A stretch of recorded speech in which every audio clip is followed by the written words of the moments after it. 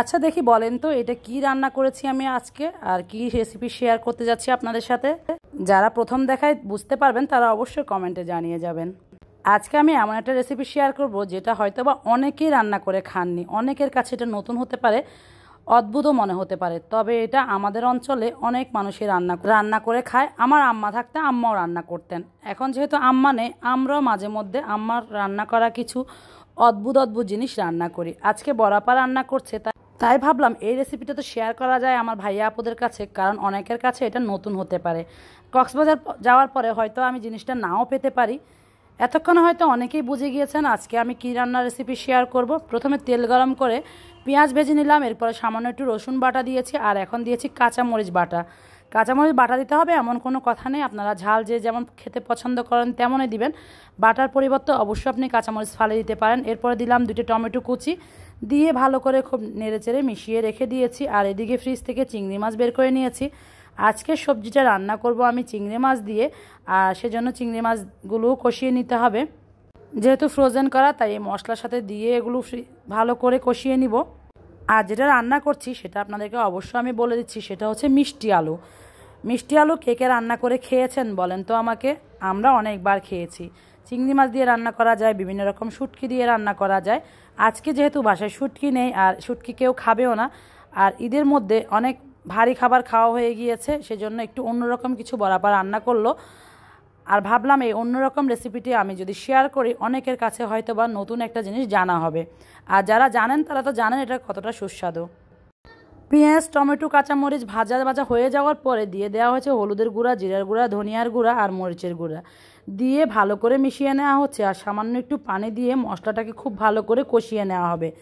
যে কোনো সবজি আমরা যেভাবে রান্না করি সেভাবে রান্না করছি, শুধুমাত্র ঝালের পরিমাণটা একটু বাড়িয়ে দেওয়া হয়েছে, কারণ মিষ্টি আলুতে এমনিতেও মিষ্টি মিষ্টি লাগবে খেতে, আর এটা যদি একটু ঝাল ঝাল হয় খেতে দারুণ লাগবে।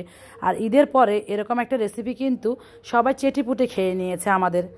এতটা ঝাল করে রান্না করেছে বড়াপা, তারপরও প্রথম বেলাতে রান্না হয়ে গিয়েছে। এখানে প্রায় 1 কেজির মতো লাল আলু আছে, বা মিষ্টি আলু, কে কী নামে চিনেন তা তো আমি জানি না, আমরা লাল আলু কিংবা মিষ্টি আলু নামেই চিনি। আবার এটা লাল আলুর মধ্যে একটা আছে সাদা কালারের, সেটা কিন্তু একটু মিষ্টি কম হয়, সেটা রান্নার জন্য পারফেক্ট হয়। কিন্তু শহরের বাইরে তো সবসময় চাইলে সব কিছু পাওয়া যায় না।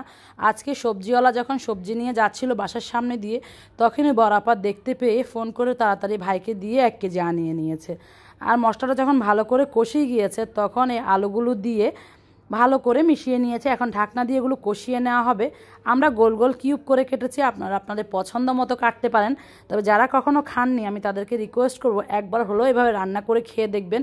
বিশ্বাস করেন আপনি বারবার খেতে চাইবেন। সিজন আসলেই দেখলে আপনার কাছে মনে হবে একবার অন্তর রান্না করে খেয়ে দেখি।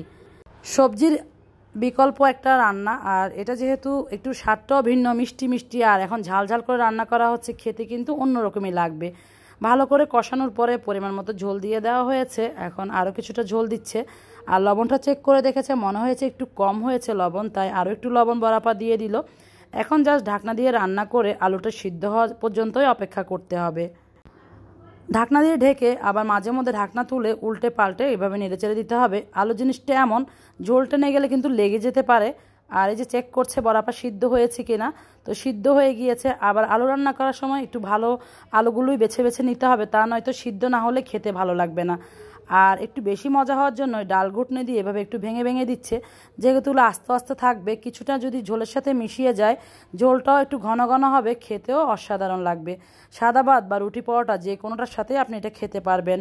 রান্না প্রায় শেষ। এখন বড়াপা উপর থেকে ধনিয়া পাতা ছড়িয়ে দিল।